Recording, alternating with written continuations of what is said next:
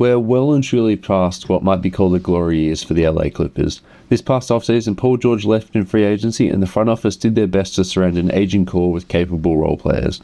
Many predicted that they'd miss the playoffs entirely, an embarrassing thought for a team that just finished building the most expensive stadium in NBA history. But 82 games later, the Clippers are in the playoffs, escaping the play-in tournament after a gritty win over a scorching hot Golden State Warriors team. They're winning games with the rejuvenated James Harden, Kawhi Leonard winding back the clock, and Ivica Zubac next to defensive-minded role players locking down the basket.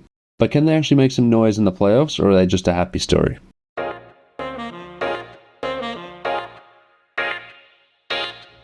The biggest reason why the Clippers might be a legitimate threat to beat the Denver Nuggets is Kawhi Leonard. When healthy, which the last time he was healthy for an entire playoff run was the bubble playoffs, he's one of the best players in the world. After returning midway through the season, Leonard has played himself back into form. Since March 1st, he's averaging 25.7 points, 7.1 rebounds, and 3.4 assists. He's doing it on a blistering 43% from 3 and a 62% true shooting percentage. Some of the shots he's making are vintage Kawhi. He finds himself with a smaller defender on him, he works into his spot, and turns around for an absolutely unguardable fading Jimbo. With Kawhi as the undeniable offensive player that we know he can be, everyone else in the roster just slides into their natural place. James Harden is on the wrong side of 30, and at the start of the season he was tasked with keeping the offense afloat while Tyronn Lue sorted out an elite defense. For what it's worth, the Clippers finished the season 3rd on defense, but we'll talk more about that later. Harden has revived his career this season, making his first All-Star team since the 2021-22 season. Before Kawhi returned, Harden was playing a similar role to his Houston days, except the role players on this team just weren't as attuned as they were back then. Since Kawhi regained his form, again calling that March 1st, Slippin' Jimmy has averaged 25.4 points with 9.1 assists while hitting 38% of his 8.3 threes a night. With Kawhi being able to bully his own matchup, Harden can orchestrate the offense, scramble the defense with several screening actions before this Clippers offense poaches the weak point of the D. Yes, those were 2 egg-related puns by the way. Surrounding the 2 main players, there's Norman Powell, whose season has been heavily chronicled. He's a 31-year-old most improved player candidate, and fun fact actually, the oldest player to ever win the award was Darrell Armstrong in 1999, who was 30 at the time, but I'm not even going to pretend like I know who I'm talking about there. Bogdan Bogdanovic is soaking up some playmaking, scoring minutes off the bench as well. He's upped his 3-point percentage from 30% with the Hawks all the way up to 43% in 30 games for the Clippers. Derrick Jones Jr. is playing a smaller role than he did with the Mavericks, but he's a seasoned playoff contributor, and you know he can perform at the highest level in his role. I don't know how well the Chris Dunn minutes are going to go in the playoffs, but he has carved out an interesting role for himself as a 3-and-D role player, hold the 3. And then there's Ivica Zubac, who's maybe the biggest reason why the Clippers could actually make some noise these playoffs. He's a typical ground-bound big man, but his defensive numbers are through the roof this year. When he's on the court, opponents are scoring 6.9 fewer points per 100 possessions according to Cleaning the Glass, and out of all big men to play 1,500 minutes this season, that's trailing only Rudy Gobert, Victor Wembanyama, and strangely Pascal Siakam.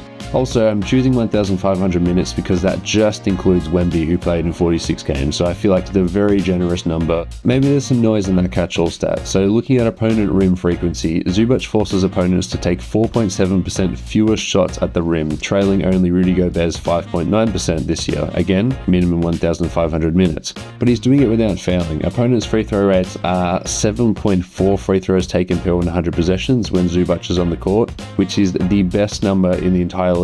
Again, 1,500 minutes, beating out Yves Messi, shout out actually, Rudy Gobert and Isaiah Hartenstein in the 2, 3 and 4 spots respectively. The problem is we've seen this archetype play out. We've seen these incredible defensive big men get exposed, especially in the playoffs, all because of their lack of an offensive game. If you're watching this video, you've probably had a heated debate with someone about how good Rudy Gobert actually is, and then every year someone wins that argument when he gets dragged out to the corner or played off the court by a Terrence Mann or a Robert Covington. If Rudy Gobert just had 1 or 2 trusty moves in the post, he wouldn't have to be guarded by smaller people and he can actually be a legitimate playoff impactor. But that's what makes Zubac different. Zubac is leading the league in hook shots, taking 4.3 a night, ahead of the second place Şengün, and the gap between 1 and 2 in that ranking is the same as 2 to 6. Zubac is hitting 58.6% of such shots, trailing only Nikola Jokic, fair enough, and DeAndre Ayton, which is very weird. In the playoffs, teams can't hide a smaller defender on him, or zone in on the incredible shot making of Kawhi and Jimmy. With Zubac being a solid post-up option, teams can't hide a defender on him, or have an additional player roaming to shade over on the ball handlers. If they try and cheat on Zoo, he'll duck in on a post-up, or he'll just sky for a lob.